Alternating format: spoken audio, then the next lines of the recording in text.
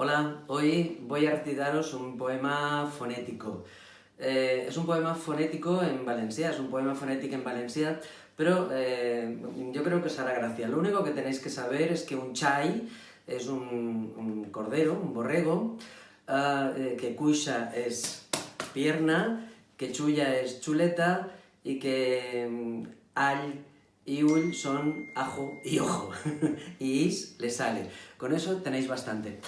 Es un poema coral, así que vosotros, conforme me vayáis escuchando, y cuando yo haga así, cuando yo faça así, tenéis que decir be, be, be. Este es un poema que yo hice para en una fiesta gastronómico-poética con unos amigos en Sagunt, que ahí sabéis, hay una judería y pues eso, los judíos comen chai, comen borrego. Y el poema dice así: Ai chai, poema fonético. Ai chai, ai, chai, ai chai. Be, be, be.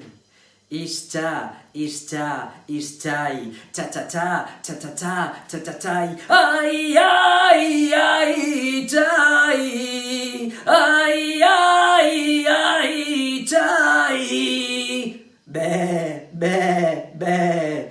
Chicha, chicha, chicha de chai.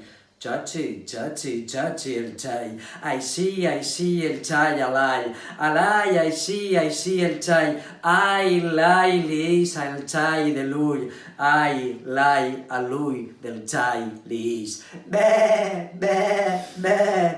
Cuisa, cuisa, cuisa de chai. Chulla, chulla, chulla de chai. Cuisa, chulla, cuisa de chai. Chulla, cuisa, chulla de chai. Be.